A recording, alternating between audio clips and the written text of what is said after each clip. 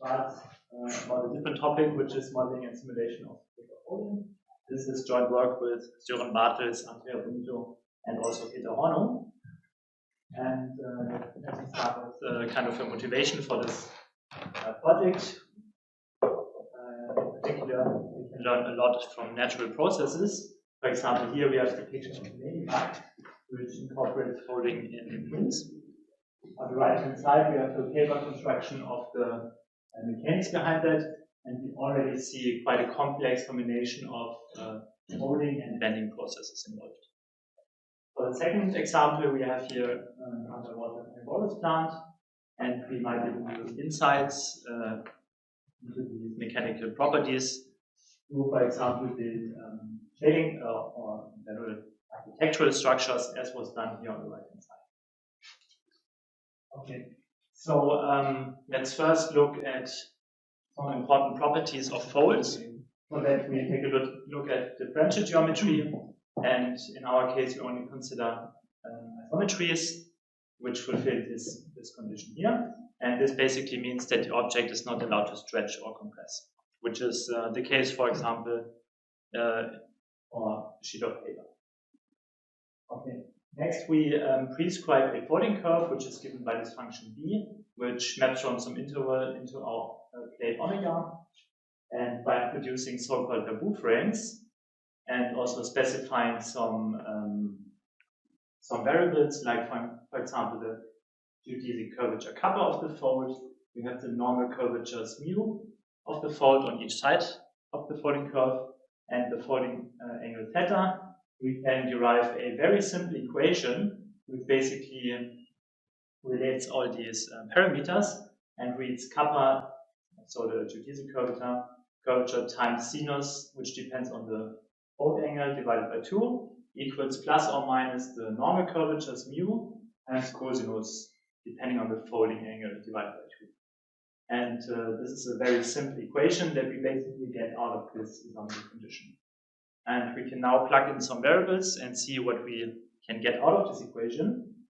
For example, if we have a straight folding line, which means that we have no geodesic curvature, so kappa equals 0, then we either end up in a completely unfolded or a completely folded state, or the folding angle theta is constant everywhere and the normal curvatures vanish. So this is, for example, the case here, where we have the dashed line, which is in this case the unfolded state, or in the folded state, we have here a constant folding angle everywhere. So what happens if we have a folding curve? In this case, the geodesic curvature is unequal to 0, and we either end up again in an unfolded state, which is the case here, or the normal curvatures vanish, and this is now an important property. The folding angle theta is uniquely defined everywhere, which is, for example, the case here. I would also like to mention many recent results on origami structures. Okay. So now how do we actually deal with the modeling? We start from 3D elasticity, which means we define here this three-dimensional energy, which in a classical sense includes some energy density W that fulfills the usual requirements, such as it's isotropic, and the energy functional or the energy density is frame independent. Okay. Now again, we prescribe a folding curve inside our plate omega, and we now want to do a reduction. For this, we say, okay, around this given folding curve, we have a softening of the material, which basically means we scale this energy density by a very small parameter, epsilon, around this folding curve here. And also, since we have a fold, we have to allow for gradient discontinuity. Okay. By modifying G-convergence results from Philipp, James, and Müller, we come up with a reduced energy functional, which includes the squared Frobenius norm of the Hessian, and also here some positive term. And of course, we also have to account for regularity. So y is only piecewise in H2, but globally in H1. Or in our case, W1 infinity, because we have an isometry. Okay. Here we also have a small simulation for the discrete model. And basically we have this plate divided by a curved folding line. And if we compress on one side of the plate, we see that on the other side of the plate, the plate basically bends upwards.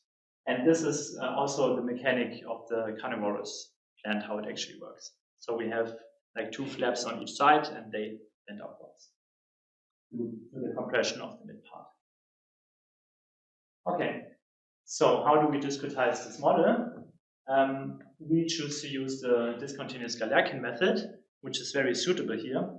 Basically, we add some penalty terms. So the double square brackets here denote the jump of the function. And here we also have the jump of the gradient deformation. And here again, we have the squared Frobenius norm of some discrete Hessian. Why is DG now so useful? Well, basically, since we allow for gradient jumps on the folding curve, we can simply neglect the contributions on the folding, on the sides that represent the folding curve. So if CH are the sides of the triangulation that lie on the folding curve, then we can simply neglect them. Also, we have some isometry constraint that we could either enforce pointwise or on average on each triangle. Okay. For now, I would like to talk a little bit about the linear model, which basically means we only consider the vertical component of the deformation, U, which goes from the plate into R. And for small deflections, we might even neglect the isometry condition completely because it's small. Then we can derive the Euler-Lagrange equation in a classical sense, which is the biharmonic problem away from the folding curve. And from this, we get interface conditions, which say that, okay, the jump of U equals 0, this is continuity. Then we have that the normal derivative of the gradient vanishes. And we also have that the normal derivative of the Laplacian vanishes. So why is this highlighted, you might ask? Well, if we would only consider the pure bending problem without a folding curve, then this guy would also include the jump term. But in our case, it doesn't, which means that the normal curvature of the deformation vanishes along the fold. Then we might derive the classical method. So this is now the interior penalty model, which includes many terms, but basically here again we have the jump terms, and we also have here some average terms denoted by the double curly bracket. And again, we neglect gradient contributions on sides of the triangulation that represent our folding curve. Okay, and also the finite elements are defined in a very classical sense because we consider discontinuous piecewise polynomials, which means, okay, we have functions that are globally null too, but when mapped back to some reference triangle T hat, these functions are actually polynomials of order k. But since we also have a folding curve that might not be a straight line, we also have to account for the curvature of the fold, right? So we choose to use the isoparametric method, which means we have mappings psi t that map from the reference triangle into some possibly curved triangle T. But it's called isoparametric because the polynomial grade of this function coincides with the polynomial grade of the finite elements. These mappings satisfy some very nice conditions from which we get nice interpolation estimates. And here we have a sketch of such a function which maps the reference triangle T hat into a curved triangle T. And we might use this to approximate some arbitrarily curved C. For now, if we assume that the folding curve is accurately resolved by the mesh, which means that the curve itself is given by a polynomial function, then we can apply a standard procedure to get an estimate, to get an error estimate here, which basically says, okay, the discrete solution is close to our continuous solution. So this is in some DG norm bounded by these guys on the right hand side. And the bounds are h to the power of k minus 1 times u in the hk plus 1 norm. If we use approximation order of k greater than 2, and we obtain an error estimate of the form h to the power of 1, times u in the H4 norm for second order polynomial approximations. And I highlighted here also this H4 term because this is a very optimistic assumption that we have. So H4 is usually not the case for solutions of some bending problems. There are results under appropriate boundary conditions, I think, that outside of the edges of a plate, we get such regularity. But as we see later, we might use a simply different DG method to reduce this order of regularity. So this is for the case that the interface is accurately given by the mesh. But what do we do if this is not the case? For that, we have to rely on an interface approximation. In particular, if we have u in H2, which is defined on a plate outside with some folding curve C, and we have u in H2 defined on the plate with a polynomial approximation of this folding curve, then we see that the difference between the Hessians is actually bounded by some constant times h to the power of k minus 1 times u or uk in the H2 norm. And we might see here that if we plug in k equals 1, so if we use a linear approximation of the folding curve, we might not obtain an order of convergence. This is closely related to the babushka paradoxon. Okay. So now let's get to some experiments. This is still for the linear model. So here we have a plate that is clamped on two sides. So clamped means we don't only fix the vertical deflection, but also the gradient values. And on the right-hand side, we have the same boundary conditions, but we include here some folding curve. And the same is done here for the second experiment, where we now fix the plate on these edges, and we also fix here some point to get a unique deformation. And we see that the geometry of the folding curve has a huge impact on the bending behavior. So if we might even we use the same folding curve, but we use a different direction, then we might even end up with a completely different deformation also.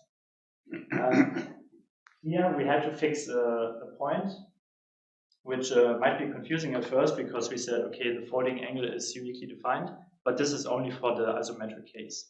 So in the linear model, we don't have an isometry condition, so we don't have a unique deformation if we don't impose some boundary condition on both sides.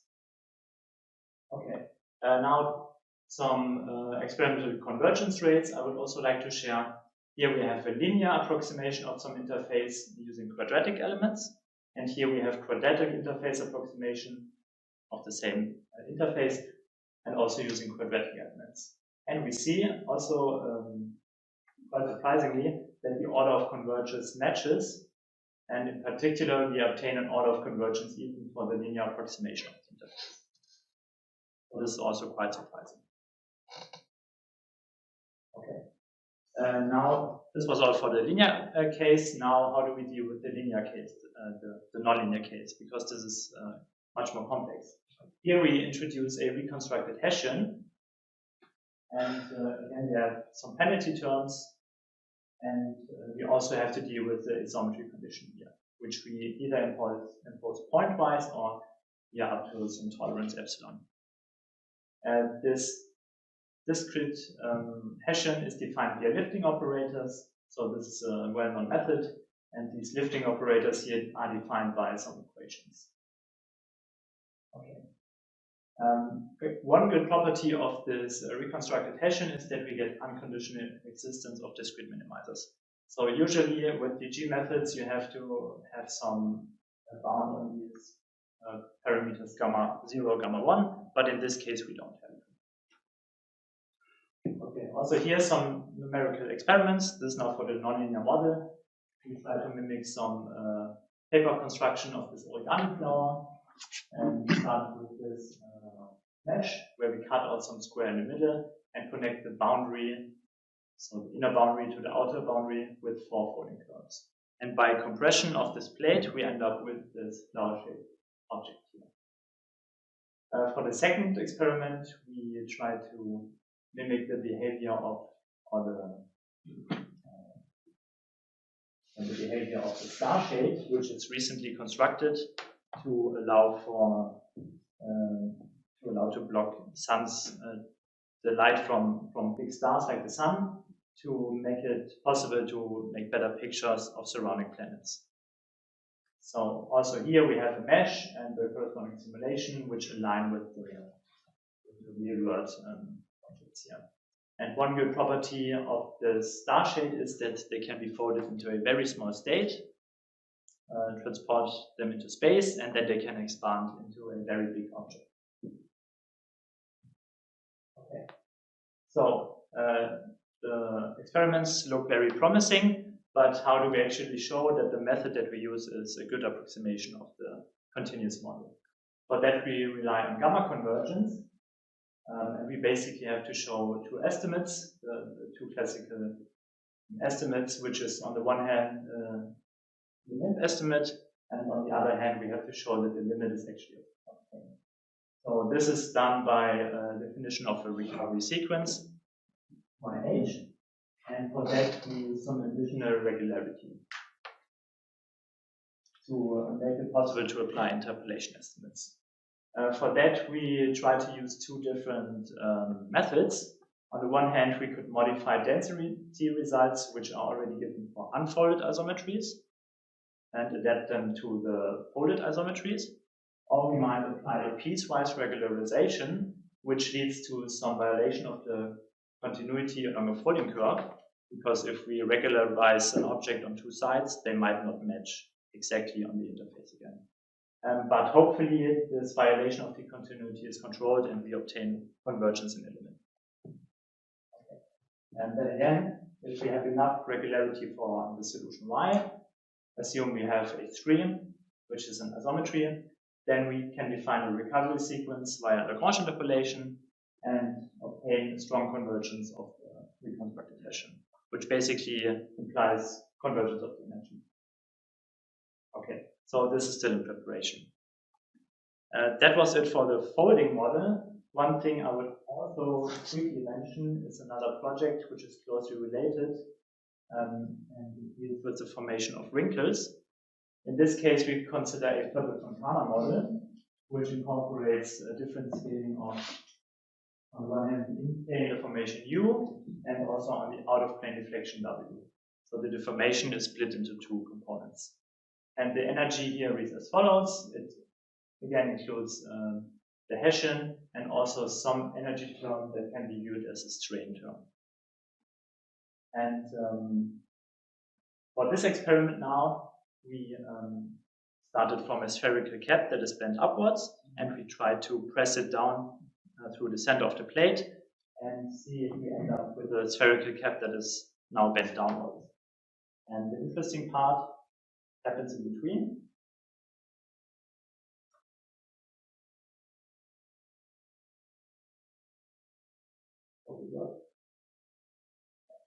So we have a spherical cap bent upwards and we push it down by a opposing term, and we see that at some point we have the formation of wrinkles here, which basically means that there is no finite energy path among isometries. So let me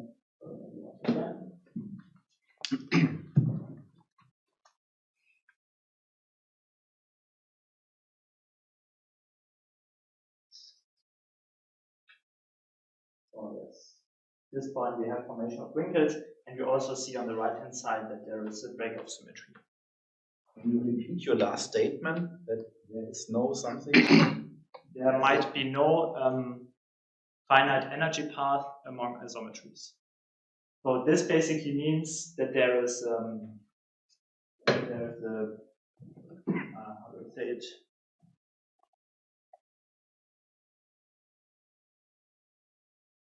Yeah, there's material fatigue, you could say. So the deformation that we've seen might not be an exact isometry. Mm-hmm. So what you're saying is that until its final phase, when the symmetry breaks, you are exactly isometric, right? And smooth. I'm not sure actually. Because I mean that's something. I mean, as long as you keep the symmetry, it's a 1D problem. It will be possible to write down the solution explicitly. And I don't really understand why the existence of a regular solution breaks down at a certain point. I mean, what should determine the threshold? Do you have any idea on that? No, I don't. Yeah. It's still already just experimental. Yeah. With the symmetry breaking, there's 5 or 7-fold symmetry in that structure. Breaking hexagonal. Random. Yeah, it might be mesh dependent actually. Yeah. So we could try to make this the same experiment with a different mesh and see if we have a different symmetry. So actually, that was the last slide.